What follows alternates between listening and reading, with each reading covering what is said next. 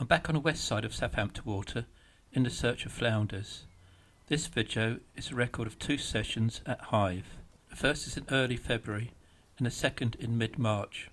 I was hoping to fish the reclaimed land to the north, but on my first visit I was disappointed to find that the main access to this was closed. Hythe is directly opposite Western Shore, south of Marchwood. The marina village itself is of some note, being the first of its kind built in the UK. However, the best of the fishing is to the north, at Dibden Bay, which is reclaimed land almost directly opposite Town Quay, another well-known mark of Southampton Water. The second part of this video covers the Dibden Bay mark. However, the first part is within the marina itself. Fishing the moorings is banned, but the estuary is easily accessible since there's a promenade running along 2 sides of the marina. Public entry is via Shamrock Way and there's plenty of meter parking available. This is also where you park for the reclaimed land, but unfortunately access to that was blocked today. Despite the murky start weather-wise, conditions seemed ideal for flatfish. With hardly a breath of wind, perhaps I should have fished across the water at Western. However, I really fancied having a go here, not at this spot I should say, but on the reclaimed land. But since I got here at the top of the first high water, I had to make my mind up. It was too late really to go anywhere else. So, despite thinking I'd made a mistake and my heart wasn't really in it, I still decided to give it a go. If nothing else, it's comfortable fishing with no distance to walk, and I've managed to find another use for my bucket seat.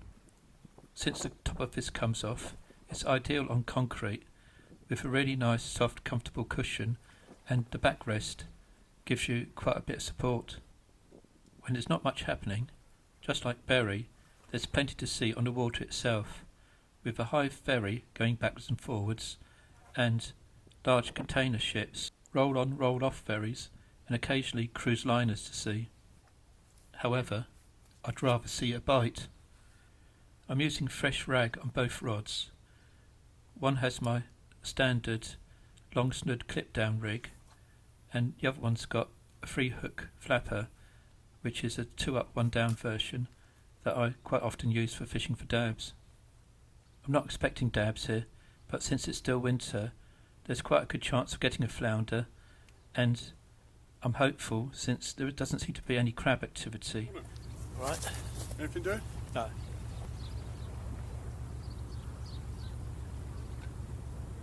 Well, there might have been a few flatties or something around. Well, I suppose now's about the time you're going to start getting them. Yeah. Once it starts going down. That's when I normally catch them over there over at Western. Oh, okay.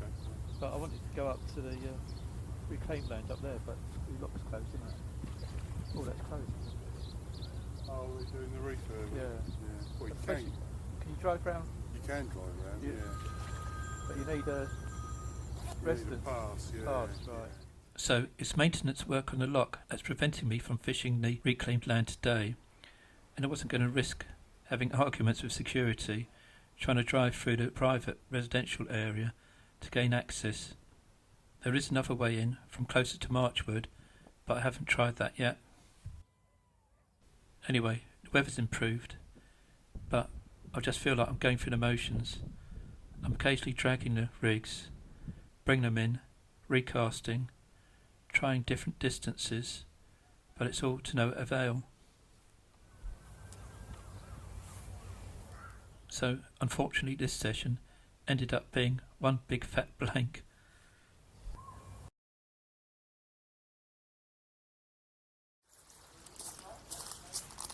Eager to make up for that session, I was back again in March. Fortunately this time, they had finished working on the lock gates, and I was able to walk up to the reclaimed land.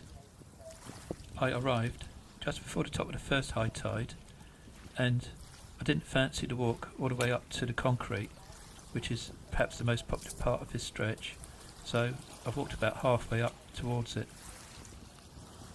Another glorious day, but I think I might have left it a little bit too late in the year for the flounders. However, I feel a lot more confident fishing here than at the marina. I'm using exactly the same setup and approach as I did at the marina, but I am willing to change. If that's not successful, I can swap over rigs, try other approaches. So I'm baiting up with locally dug ragworm onto size 4 hooks on both rigs.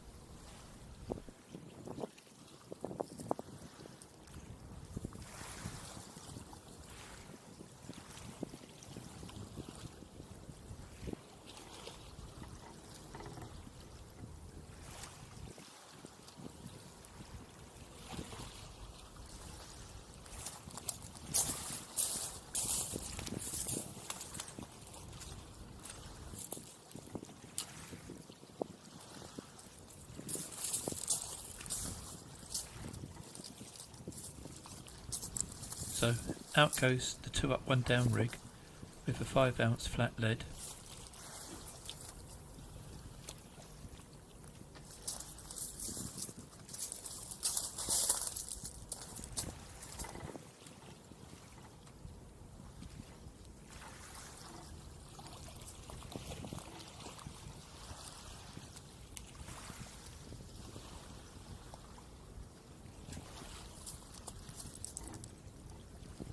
Then a long snood clip down rig with a Tucana weight is cast a little bit further out. The beach here, if you can call it that, sort of merges into this broken concrete path, and even though there isn't much space behind me, I'm not overly concerned since I'm fishing here on a neap tide, and after all this is the top of the first high tide, but I don't expect the second high tide to go much further up. The eroded bank behind me does cast a bit of a shadow, so having cooled down after that long walk, I am feeling it a little bit. So on goes the jumper.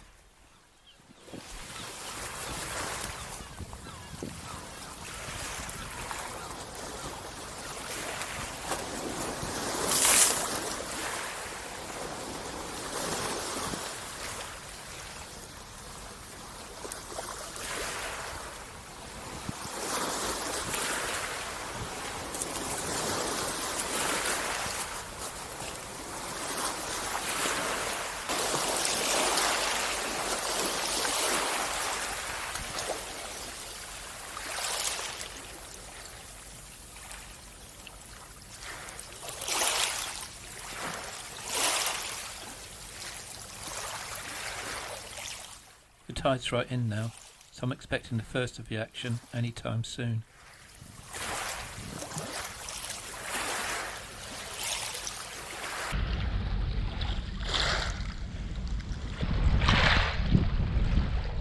So before that, let's have the obligatory look at the setup.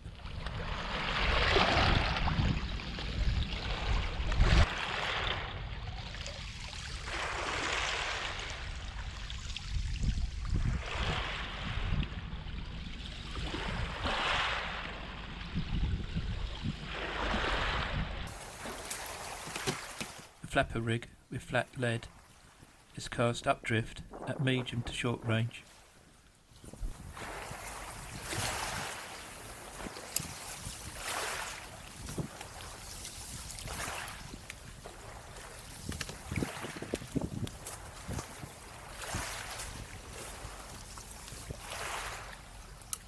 The other rig a little bit further, but I haven't clipped it down for maximum range this time.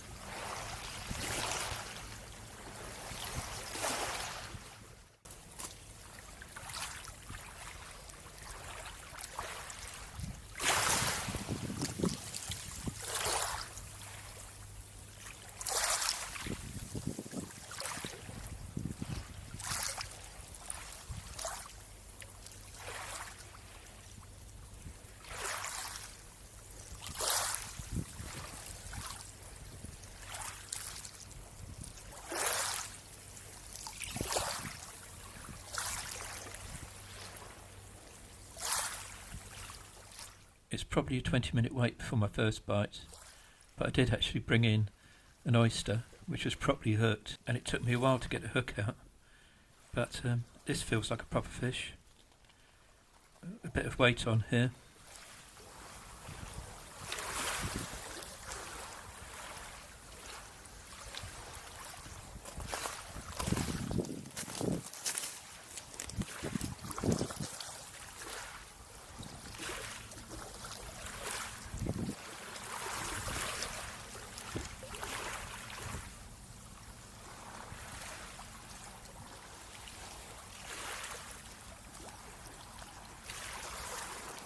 Okay, so that fooled me. On the top snood then I've got a rock, and the hook's got caught up in serpulids. These are calcareous worm casts encrusted onto the rock. But before I could deal with the schoolie, I noticed that I've got a slack liner on the other rod.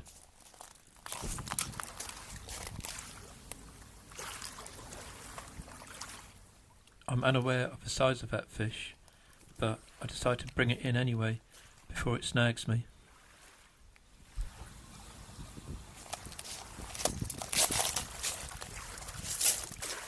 However, it's no bigger than the first one, but at least now I've got 2 fish, so better than my last session, and upon recasting, another fish on straight away.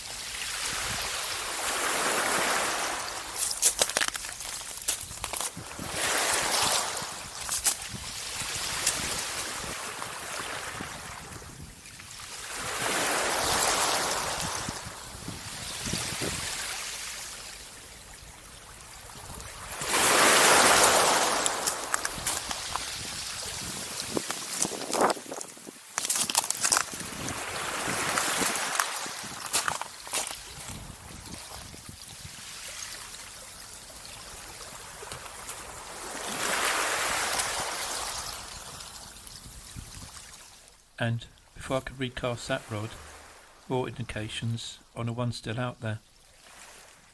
So this is now turning into quite a good session.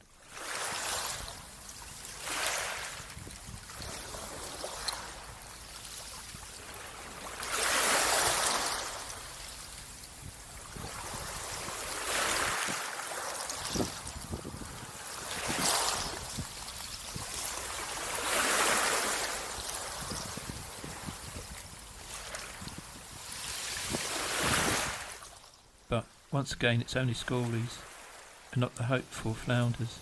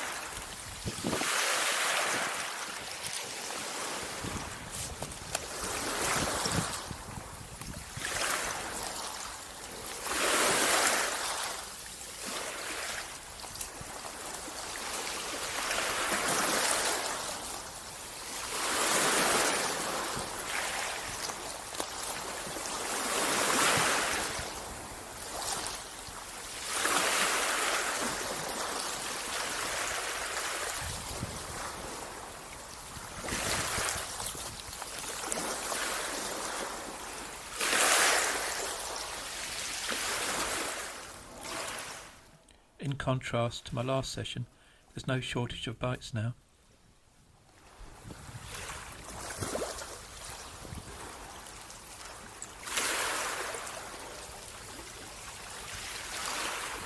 And the schoolies are coming in from all lines.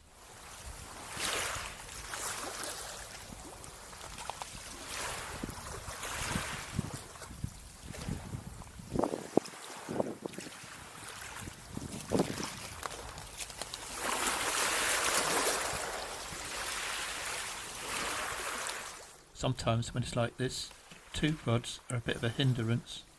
No time to bait up one before the other one pulls round.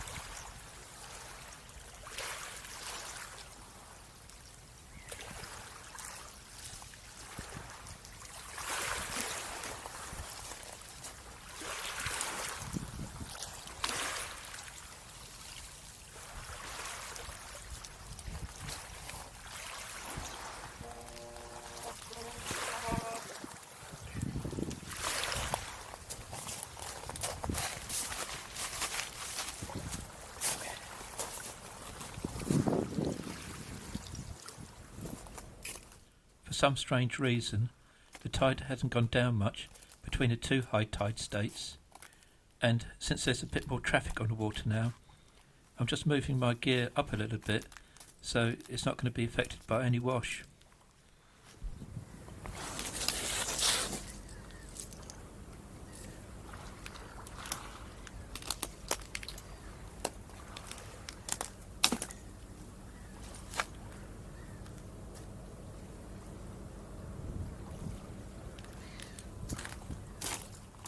When there's lots of schoolies about, this is a good trick. Move your rods sharply, and with the bait lifting off the bottom, quite often you get a bite straight away. Hitting them though is another matter.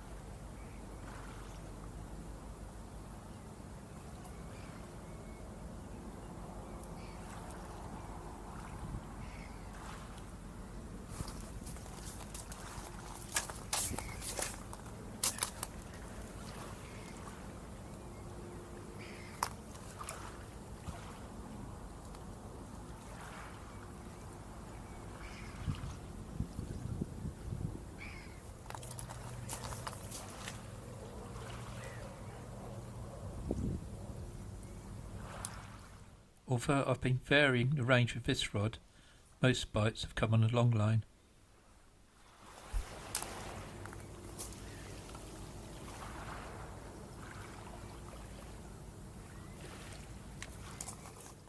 And here's another typical schoolie bite, and these are fairly straightforward to hit.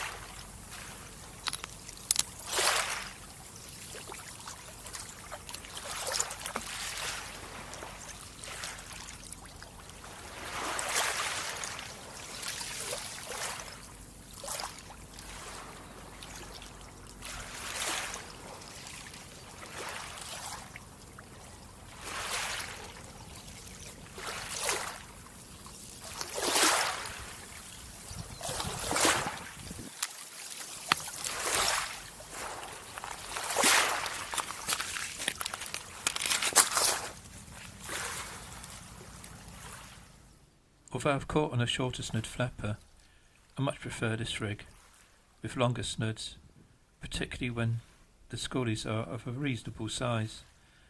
With lightning fast bites, the extra length of snood gives them a bit more to play with when they bolt off. That gives you a bit more time to hit the bite.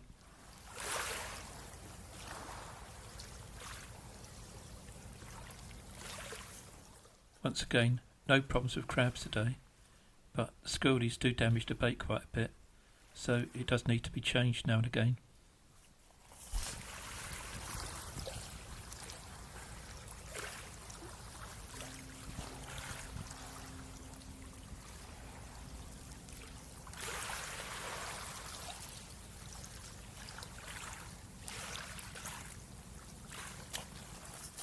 So, despite the lack of flounders, I've really enjoyed this session.